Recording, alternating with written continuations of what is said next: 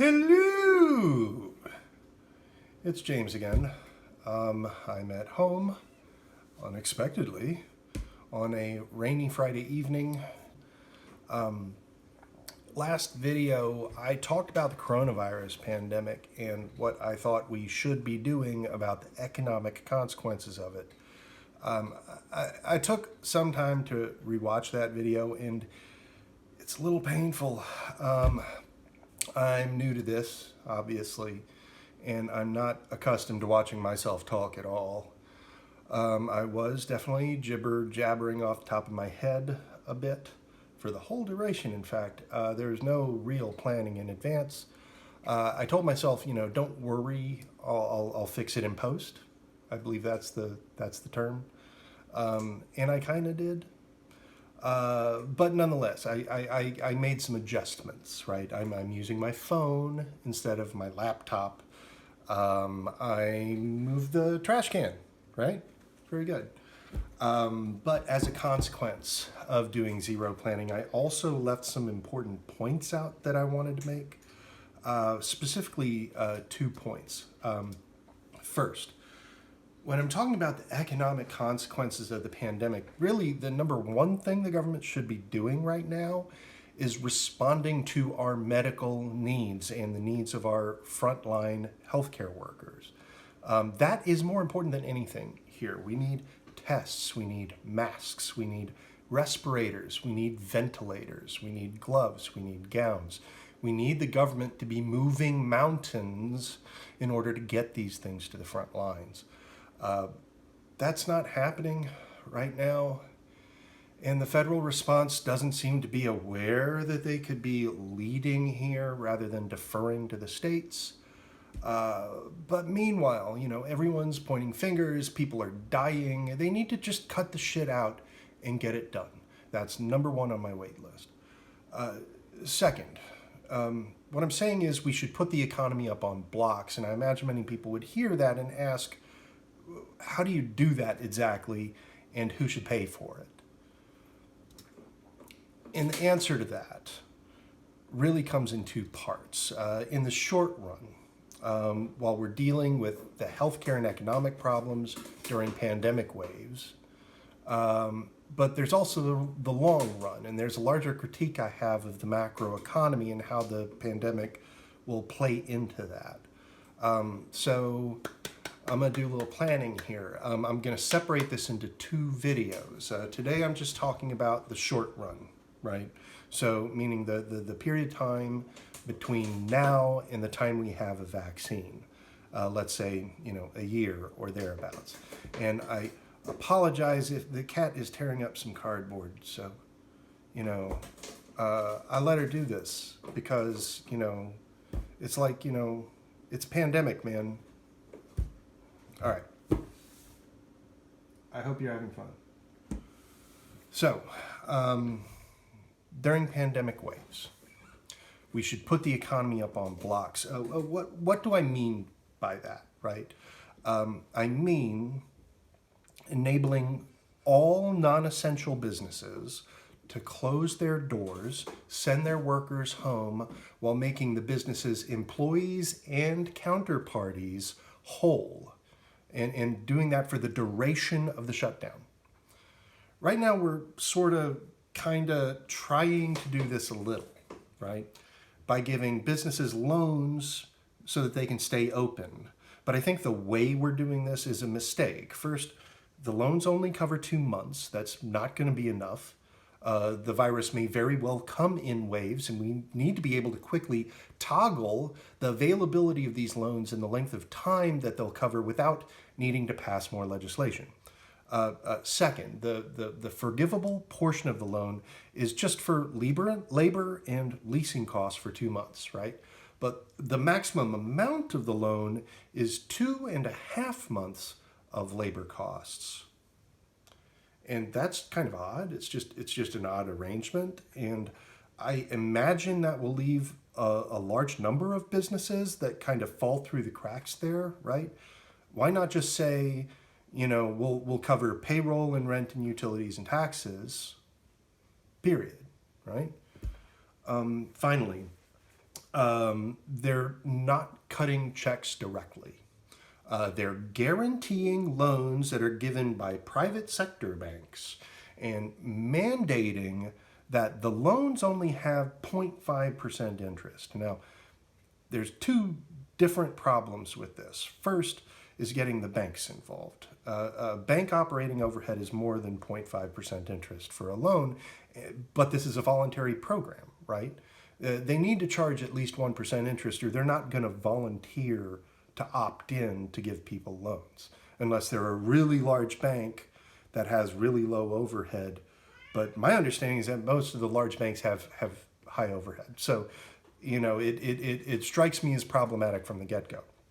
And then secondly, what happens if the health insurance companies start seizing up at some point, causing a financial crisis? This happened previously during the last financial crisis. You had banks that were effectively covering each other because of these derivatives. They assumed that they would be getting money from each other to cover one another in a time of crisis. But in that time of crisis, banks started going under. Banks started panicking about whether or not they were actually covered.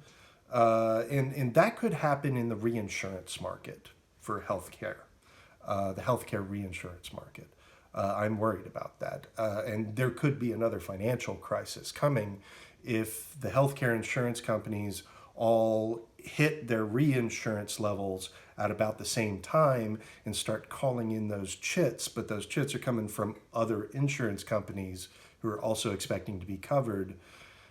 That could be a disaster. And if it causes a financial crisis, what's that going to do to the business loan market? And are these banks going to be still giving out these loans under those circumstances? So yeah, bottom line is that the government should be giving these loans directly, right? They should be giving any business deemed non-essential the right to claim a loan package equal to their monthly domestic expenses for the duration of a pandemic wave. And we could do this by saying that the pandemic wave is defined by a government emergency declaration, right? As long as the declaration is in place, then the money keeps going out. And that can be our toggle, our on-off switch for this program. That's not how it's written currently, though. Businesses should get this assistance on 3 conditions. They should pay all of their bills, they should keep their employees on payroll, and they should send everyone home that they can, right? Instead of this, what are we doing? Right now, we've got a 2-month loan program, plus we're giving workers a one-time check, plus we're giving a boost to unemployment benefits, plus we're, opening up the coffers to large corporations. These are nice enough bandages, I suppose, but what we need is a tourniquet. We need a comprehensive plan here. We should be aiming to freeze the economy in place, send workers home, sit the market economy on the sidelines for the duration of the pandemic, and then thaw it out when we get to the other side, right? Now, I understand that lots of people are going to object to this, and that, I fear, is why no one in a position of real influence has proposed something like this except for Bernie Sanders. Today, Bernie Sanders put forward a proposal that is very much like what I'm talking about here, and that is very nice on the one hand, but it's also worrying because it's Bernie Sanders. And, I didn't support Bernie Sanders during the primaries, and a lot of other people haven't either. And I'm concerned that people are going to see that this is a Bernie Sanders proposal, and so they're automatically not going to take it seriously. What I'm telling you is that you need to take it seriously. This is the only proposal that is on the table that I think could effectively address the pandemic right now. So there are nonetheless differences between what he has proposed and what I would do. I would also be willing to extend the olive branch to large corporations and make sure that they get to the other side of the crisis well. And so there's really two classes of objections to what I would do. There's a right wing and a left wing class of objections. The right wing objection is that it would be way too expensive of a program for the government to support, right? Who's going to pay for it? And the left wing critique would be saying, this is a program that is too generous to corporations. We should be helping out workers, we should be helping out small businesses, and we should be making the large corporations foot as much of the bill as possible. I think that's the wrong approach right now.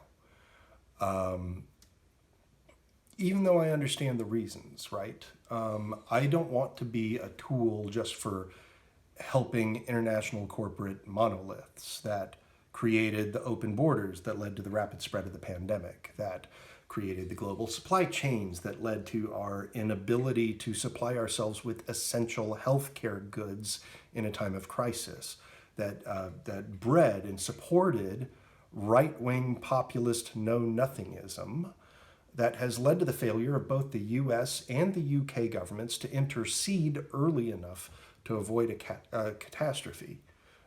So, for both the left and the right, I just want to say I'm not proposing here a permanent change of policy. That's the next video.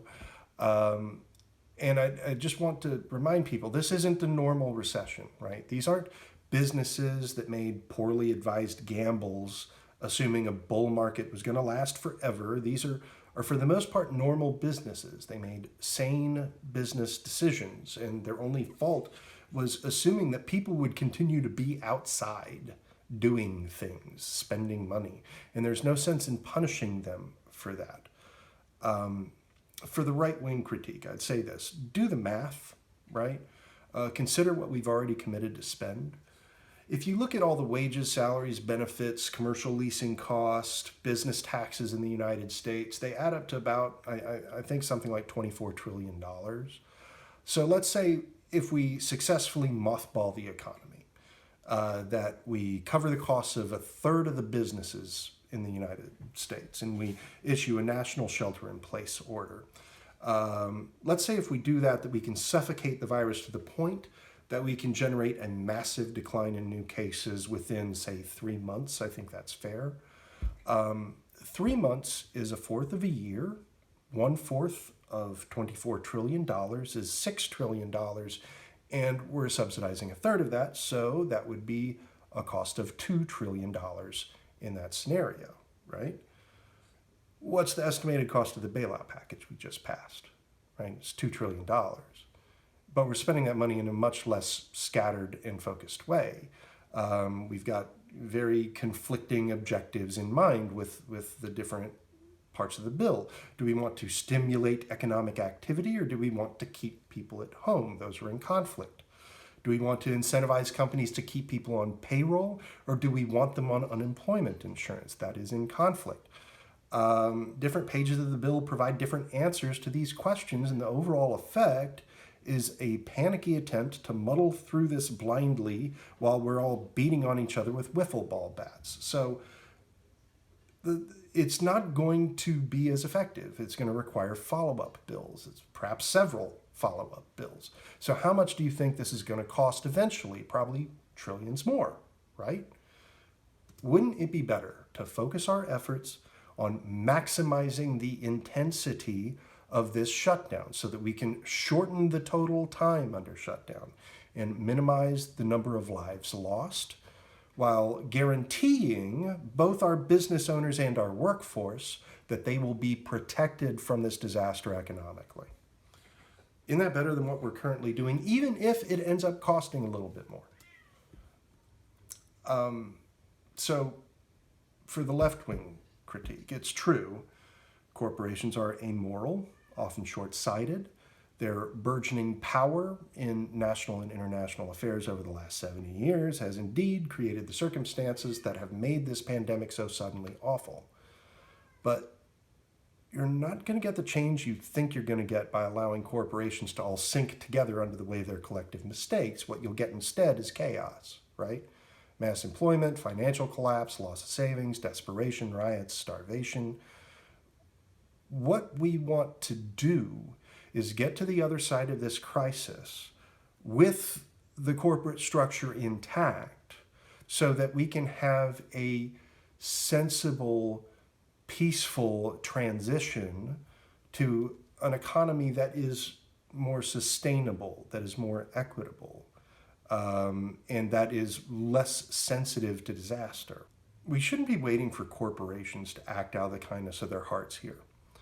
But at the same time, we shouldn't expect them to bear those costs without significant help. And that's not charity, they're simply unprepared to do it themselves, right?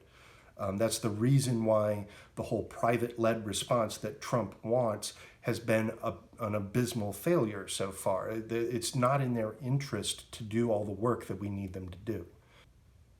What we need our corporations to do is to help us through this ordeal so that we can, in a transition, in a smooth and orderly way, to something a little more durable, a little more egalitarian, a little more sustainable once this crisis is over. Otherwise, it'll never happen, at least not soon.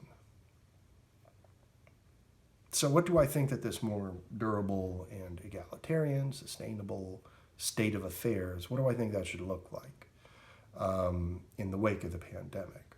And that is the subject of the next video. If you do or don't agree, and if you want to be civil, leave a comment on whatever platform you're using. I'll probably respond, maybe in a comment of embarrassing length, because that's how I roll. If you like what you're hearing, then please like, share, subscribe. We need to get more people pushing for a focused agenda to beat the virus and to save lives. So spread the word. Email your congresspeople. So, peace. Love you.